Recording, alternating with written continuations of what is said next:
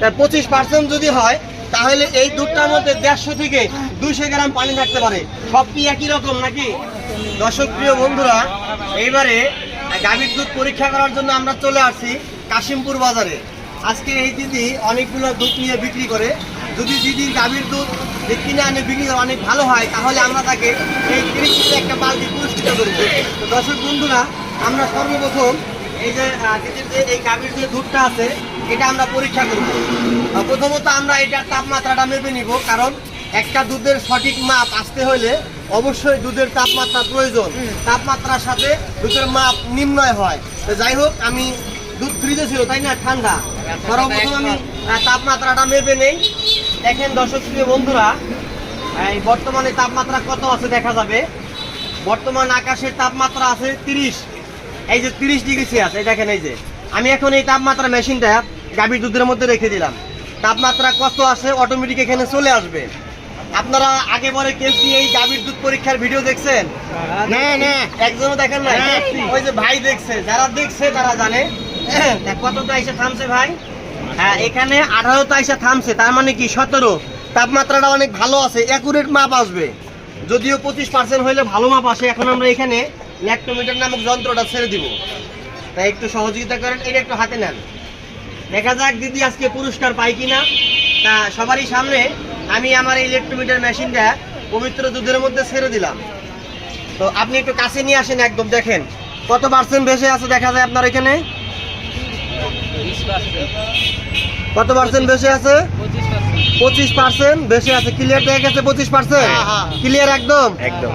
যদি আরেকটা দুধ পরীক্ষা করব, যদিও দুধটা 30% ভেসে থাকার কথা, 30% ভেসে থাকলে এই দুধটা পিওর হবে, কারণ দুধটা 100% ঠান্ডা। আমরা আরো একটা পরীক্ষা করব। বর্তমানে যে মাপটা পাইছি এখানে পানির সম্ভাবনা আছে অবশ্যই। আর কোনটা? এইটা একটু ঝাঁকি দিয়ে নেই, অনেক দূর থেকে আসে তো। দেখা যাক এটার কি অবস্থা। আমি সারা গাজীপুরের মধ্যে যারা ভালো দুধ বিক্রি করে আমি পুরস্কৃত করে থাকি। আবার যারা কিনে আয়না বিক্রি করে তাদেরকে বোঝার জন্য প্রয়োজনে একটা মেশিন দিয়ে দেয়, যাতে আপনার মাধ্যমে 10 জন না ঠকে। যেহেতু আপনি কিনে আনেন, ঠিক আছে না? যদি এটার মধ্যে পানি বের হয়, তাহলে আমাদের মাধ্যমে আপনি একটা মেশিন পাবেন। আপনি প্রতিদিন কত লিটার দুধ বিক্রি করেন? আপনি দাঁড়ান, তাহলে দেখবে আপনাকে, পৃথিবীর লোক দেখবে প্রতিদিন কত লিটার বেচেন। দিদি প্রতিদিন 100 লিটার দুধ বিক্রি করে। যদি আমার মাধ্যমে উনি ভালো দুধটা বিক্রি করে, এই অর্থ এলাকার লোক ভালো দুধ খাইতে পারবে। কি বলেন সকলে? দেখি এইটার মাপটা কি আসে। ভাই একটু আগাই নিয়ে আসেন। দেখা যাচ্ছে এটাও 25% দেখা যায়। এই দেখেন, ক্লিয়ার নেন, এটাও 25%। 25% যদি হয় তাহলে এই দুধটার মধ্যে 150 থেকে 200 গ্রাম পানি থাকতে পারে। সব কি একই রকম নাকি?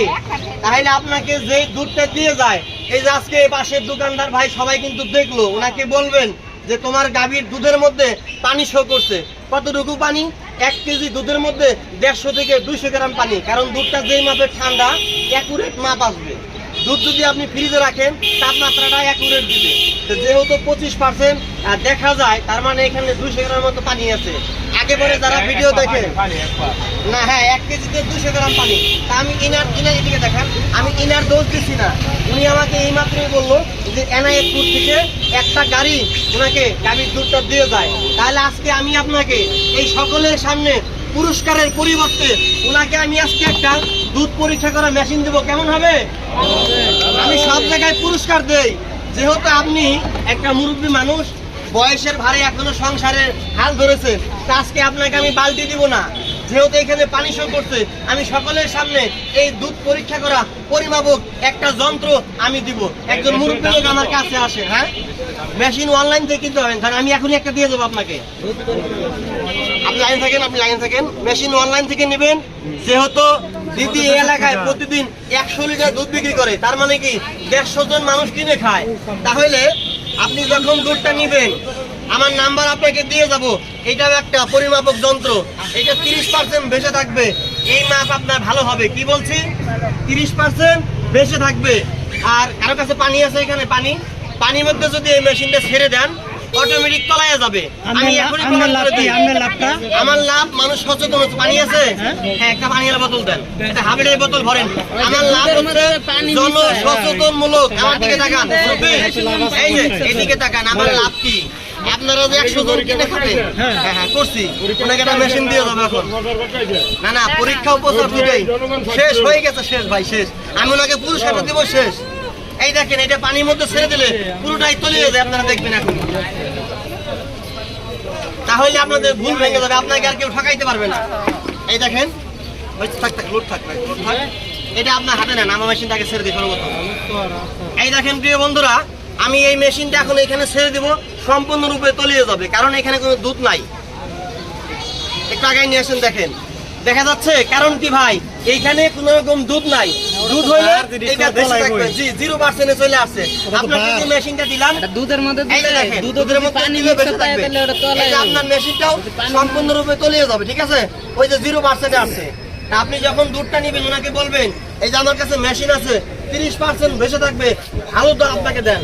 যদি ভালো দুধ না দেয়, আপনাকে নাম্বার দিয়ে দেবো, তাহলে ওই লোককে আমরা আইনি শপথ করবো। কি বলেন ভাই? সকলেই কি বলেন? আমরা সকলেই ফ্রেশ দুধ কিনে খাবো, কেমন? এই মেশিনটা আমি আপনার হাতে তুলে দিলাম। এই মেশিনটা এখানে রাখতে হবে।